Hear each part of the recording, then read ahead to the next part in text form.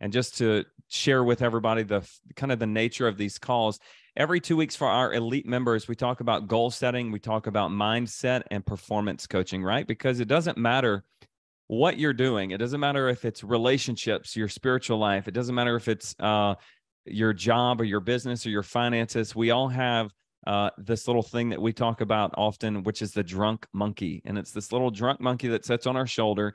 And the only purpose for this drunk monkey is to talk to us about our limiting beliefs and all the reasons that you suck, that you're a failure, that you're never going to get all the things that you want, right? And it's these little internal voices. And so my goal with these calls is that whenever we come together, we can confront that drunk monkey and the power in sharing with everybody the reality that even the most successful people have a drunk monkey that lives on their shoulders. And so when we come together and we confront the reality of that, then that's how we find victory over the little drunk monkey. And so years ago, I learned of this whole this collection of thought process behind collective wisdom.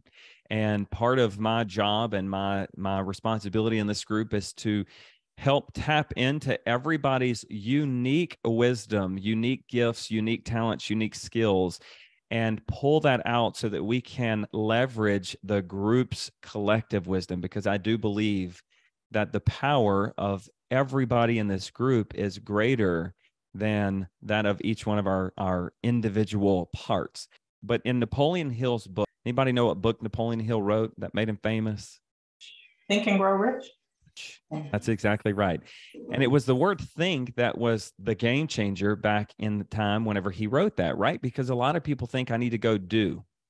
What do I need to go do? What do I need to have? What all the things that we think we need, but what we aren't spending a lot of time doing is thinking. And Napoleon Hill challenged that in his book, Think and Grow Rich, and sort of coined the term, at least in my mind, what a mastermind really is. And in a lot of ways, today's call, our calls that we have weekly, are masterminds.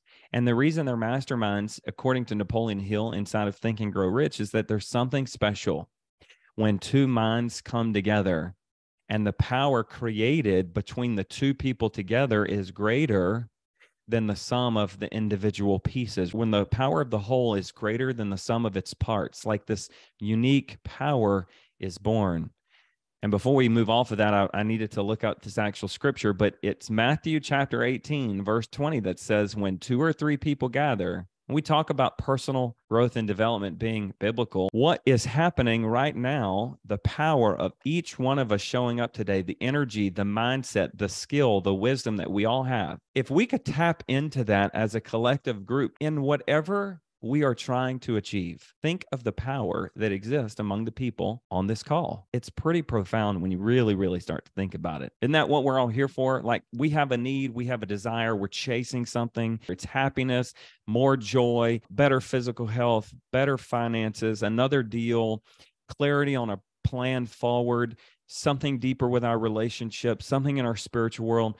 Everybody showed up today because you have an expectation that you will get something from today that will help you get more of what you want. All of this stuff, everything that I talk about, I don't invent any of it. It's from my experience being in conferences with my own coaching calls and the things that I've encountered over the 20, almost 5 years of being an entrepreneur, 16 years of being a husband, 15 years of being a dad, and then books that I read, right? I believe that there's 3 buckets of questions that we can ask ourselves to ultimately give us more of what we want. Questions that help us get clear. The second bucket of questions is questions that help you live intentionally. And then the third bucket of questions are questions that help you to expand possibilities. See, without clarity, you can't really act with intention.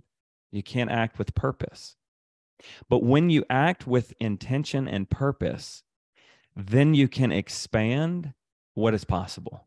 I think in the world of personal growth and development, especially around this space that I live in and the One Thing and Jeff Woods and masterminds and conversations, clarity is a big word because it's such an integral part of living the good life. And so it's easy for us to talk about, hey, we need clarity because we do. And I think that a question worth asking is, how would you know if you had clarity? What would it look like? When I make a plan today, I'm going to go out and I'm going to seek that plan. I'm going to implement that plan, and I'm going to live, and I'm going to grow, and I'm going to learn. And as I grow and I learn, I'm going to be exposed to things that I didn't know when I originally made that first iteration of my plan. And so I reserve the right to modify and to revisit and to check in with my plans, with my goals relative to what I'm learning and what I'm experiencing. Suzanne had mentioned, I guess, drawn away by like the way I interpreted it, too many good things. And that was something that it was good to hear somebody else vocalize that, because it made me realize, like, I get sucked into that as well. It's not so much that I'm going to be tempted to do some real terrible thing as to do too many good things and then kind of get off on your horse and ride off in all directions at once and go nowhere, those little tidbits that I needed to hear that had the power of resonance for me. So thank you to both of you for sharing that. That was me in 2018. So keep doing it and telling yourself, and you'll get there. But it also kind of came back to me and made me realize that I'm in a content spot. Not that I need to continue to convince myself of things, but I'm not necessarily trying to go to the next or what is next. What I would share that Vince shared, that I'm using the rocking chair test, envisioning sitting on the front porch of his house one day when he's old, wondering if he did everything that he wanted to do. Does he have any regrets? His words were, it's not feeding his soul.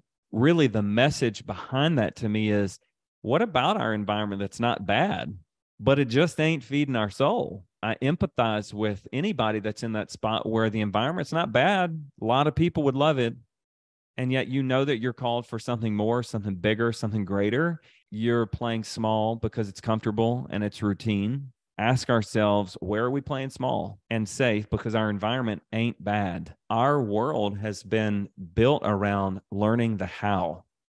And yet, because of the evolution, collective wisdom, and being able to go from 2x to 10x, we need to start thinking about a who. It ain't about the how anymore, y'all. It's about the who. And it's about going deep and specializing in what you're great at and finding the right who's to handle everything else. And when it comes to 10xing, you know the 80-20 rule.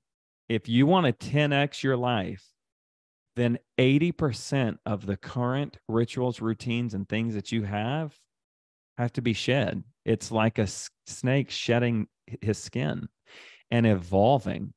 So if you want a 10x, 2x is linear. 2x is linear. It's just doing a little bit different, right? It's saying, hey, I'm going to make 20% of who I am, I'm going to change. That gets you 2x. And there's nothing wrong with 2x, by the way. It's just not 10x. So if you want 10x, then what are the things, the habits, the rituals, the accountability that's missing from your world, the who's that are missing from your world, and how can we leverage this group to become more of the who's that you need? There's a lot of talent. There's a lot of resources and connections inside of this group. And I'm going to encourage y'all to lean in and get connected. Go inside of the free Facebook group and start having conversations there. That's low-hanging fruit, guys. Everybody that's in the MMC are hungry people. They want to be a giver. They want to be a connector. They want to be a resource for everybody else. And if we can continue to cultivate that culture inside of the group by having accountability or connection calls with people inside of the group, I would encourage y'all to continue seeking clarity so that we can be more intentional and purposeful, so that we can expand our possibilities within this group. It's just not supporting us to rechannel the fears into our God-given purpose to then go out and be all that we have potential to become. Utilizing other people where your weaknesses are, and stop trying to do everything yourself. Because I have a real bad problem of like Shane said, delegating. I'm a very controlling person, so I like everything done my way, and I feel like if I don't do it, it's not going to be done correctly, which couldn't be further from the truth.